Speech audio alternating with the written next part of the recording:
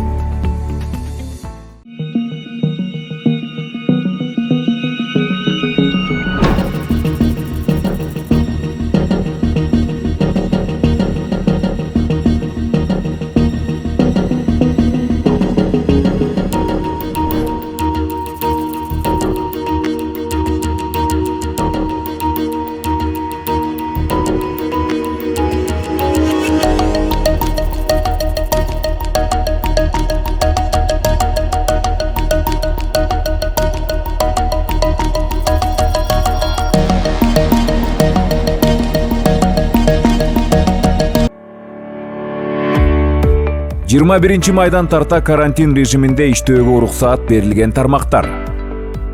Калкты тейлөө борборлору, унааларды тейлөө борборлору, бут кийим жана саат оңдоочу жайлар, эмерек чогултуу жана аны оңдоочу цехтер, соода борборлору. Бирок бул борборлордун ичиндеги тез тамактануучу жайлар жана балдар аянтчасынын иштөөсүнө азырынча уруксаат бериле элек. Азык-түлүктөн башка товарларды сатуучу түйүндөр жана дүкөндөр, унаа базарлары, мал базар, менчик репетиторлордун кызмат көрсөтүүлөрү, менчик үй бүлөлүк мончо жана спа борборлору. Бирок коомдук мончо менен спа борборлору азырынча иштебейт. Мейманканалар дагы иштеп баштайт, бирок андагы бассейн менен спорт залдардын иштөөсүнө уруксаат берилген жок. 21 майдан тарта иштөөгө уруксаат берилген тармактарда бардык санитардык нормалар сакталууга тийиш. Кызматкерлерге жана жумушчуларга иштеген жеринен маалымдама кагазын берүү жана аны салык кызматынын мөөрү менен күбөлөндүрүү ишин уюмдун жетекчилиги же жооптуу кызматкер бүтүрүп берүүгө тийиш. Ал эми патент менен иштегендерге салык органдарына баруунун кажети жок. Тийиштүү тараптарга патентти көрсөтүү гана жетиштүү. Кызматкерлердин жана жумушчулардын бет капсыз жүрүүсүнө уруксаат берилбейт. Так, бул биздин оорубуз. Палатада жатат. Залда. Ошо мына жакшы болуп калды. Саламатсыз, кандайсыз, ден соолуктарыңыз? Бүгүн жакшы болуп калдыңызбы? Адышкаңыз? Адышка уже кетти, жакшы. Кудай шүкүр. Жакшы. Канча күн болду жатканыңызга биздин больницада? 11-ден баштап. 11-ден баштап. Реанимацияда канча болду? 5 күн болду жатканыңызга? Жума күнүнөн баштап. Уже 5 күн болуп калды. Жакшы болуп калдыңыз. Жакшы болуп калдыңыз. Кислород албай калдыңыз. 2 күн болду. Эми элдер айтып атышат, коронавирус жок деп. Жок, коронавирус бар эле. Кудай жалгап, Кыргызстанда аз коронавирус басты. Так ким сезсе ал билет да жаман оору экен, дем жетишпей жашоо көзүнө көрүнгөн анан билет да адам. Ошон үчүн айтарым, сак болгула, маска кийип жүргүлө, колуңарды обработка кылып жүргүлө. Бул тамаша оору эмес. Жашында, карасында карабайт экен. Кечээ рентген көрдүм, жапжаш бала жүрөтүнөн бүтүн базалбай. Сак болсун. Сизге жумуштан жугуп калды? Жумуштан жугду. Мейли, рахмат, жакшы болуп кеттиңиз. Бүгүн буюрса сизди отделениеге которобуз. Дальше ошол жактан дарыланып эме аласыз. Рахмат. Вот, это очередная наша больная лежит в палате. Доброе утро. Как вы себя сегодня чувствуете? лучше, чем было, да? Конечно. Мгм. Сколько дней вы у нас уже находитесь в реанимации? 4-й день. 4-й день находитесь. 4-й день. Как это, с чем вы поступали, на что жаловались? Мне очень плохо было. У меня обморочное состояние было. Одышка, кашель. Одышка, кашель, понос. Очень голова болела. Сейчас я намного себя лучше чувствую. Это страшная болезнь. Хоть люди не верят, что это не придуманное властями. Это очень страшно. Ну, сегодня лучше вам, конечно. По результатам рентгена у вас там есть признаки пневмонии. Но вы получаете лечение, надо будет время. А где вы заразились, как вы думаете? Я заразилась здесь, в Анасе, от мальчика. Мгм. Мы вчетвером. То есть вы откуда приехали? Я приехала с России. Мгм. Ну, мне там как не было. Когда первый раз анализы брали, у меня было отрицательно. Мгм. А потом второй раз взяли, ну, как вот появился. Ну, в обсервации вы Да, находились? обсервация. Да. То есть приехали вы из России, это с Оренбургской области? Из Оренбурга, город Оренбург. Мгм. Хорошо, спасибо. Ну, пока будете у нас находиться, и Я думаю, будем вас все лечить. хорошо будет. Конечно. Спасибо вам за все. Михайловка айылы түп районы. Жылқыларда мондай ылаң жүрүп атат. Биринчи, экинчи күндөрү тамак жебейт. Температурасы көтөрүлөт. Басканы шалдырап жыгылып кетчүдөй болуп басат. 3-4 күн дегенде монун төпкөсүн кагып, деми кыстыгып, мурдунан, оозунан ак көбүк чыгып, анан көлөкө жер издеп эле караңгы жер издеп калат экен. Лечениеде физраствор, витамин, глюкоза баары берилди. Болгон антибиотик куюлган жок буларга. Симптомдору ушундай. Диагнозу билинбей атат эмнеден экени. Ушундай ылаң жүрүп атат биздин түп районунда, Михайловка айылында. 10 күн мурун таза канды бир бие кеткен. Өлгөн ушинтип. Андан бери дагы 2 таза канды айгыр өлдү. Бирөө таскак, бирөө тяжеловоз. Моби бүгүн ооруганына 3 күн болду. Мунун кетерине саналуу гана убакыттар калды окшойт.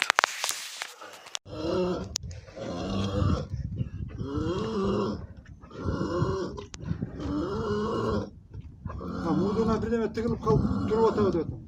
Жок ай, мурундан эмес. Чичтиби? Жок. Чичип атабы? Үйдө.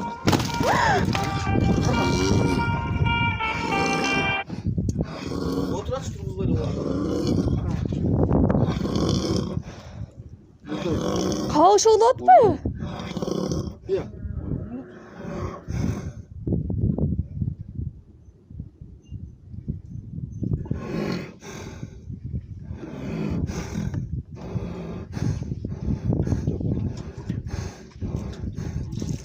Барыш жүрөктеш.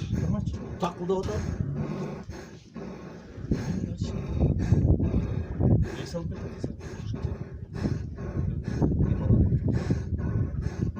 Айтсаңыз, биз депутат болуп ушул сазып келгенден бери Ош, Исвана, Баткен жолу деп ошо өзүбүз выезднойго да барып келгенбиз, жеринде көрүп келгенбиз. 28 километрден Караван айылына чейин жол абдан начар да, бул стратегиялык жол негизи. Чоң жүк ташуучу машиналар өтөт, чоң эки областты бириктирип турат. Абдан маанилүү жол да, ошонун тагдыры кандай болот эми? 28 километрден 75 километрге чейин Ноокат районунан өткөн жол действительно бүгүнкү күндө эң начар жол. Анын проекти бүттү. Бүтүп азыр Госстройго бердик, экспертизага. Алардан бир замечанияларды алып, ошол замечаниялардын үстүндө иштеп атабыз. Аз күндөн кийин кайра Госстройго берип, экспертизадан өтүп, анан тиги жайка менен кошо тендер өткөрөбүз. Вообще пландар боюнча ошондо кайсы айга барып калат айтсаңыз, тендер качан өткөрөсүздөр? вообще биз ноябрда жайка менен пландаштырганда ноябрда уже подрядчик будет определен деп план түзгөнбүз. Бирок мына вот ушу ковидтен биз жайкадан кат алдык, наверное, не успеем, мы не сможем ни приехать, ни это деп, но мы будем настаивать, чтобы мы провели тендер, как только мы получим экспертизу от Госстроя. Сиз датасын айтып койсоңуз? Дату пока не меняли, пока вот ноябрь 2020 года мобилизация подрядчика. Ушундай жылда бир дата коесур, кайра жылып келет да, ушул проектти аягына чыгарыш керек. Мен жол менен көп жүрөм и тоже всегда настаиваю на том, чтобы... Ассаламу алейкум. Урматтуу жамаат, кандайсыңар? Испанадан Бишкекке же ошо карап чыкпайлы койгула. Мына биз отурабыз. Ноокаттын креш деп посто. Колуңардан анализ алат экен. Анан мурундан ПСР алат экен. ПСР 3 күндө кийин чыгат экен. ПСР чыккандан кийин өтүш керек экен. Мына тизилип отурабыз биз. Келгенибизге 4 саат болду. Бул закону кече чыгыптыр. Кече телевизор, радиодон уккан жокпуз. 4 сааттан бери отурабыз мына жерде. Жүктү да өткөрбөй атат, өрүк жүктөгөндөрдү.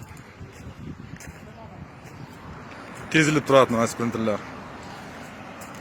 Райымбекова турат, сонадан Омурзакова турат.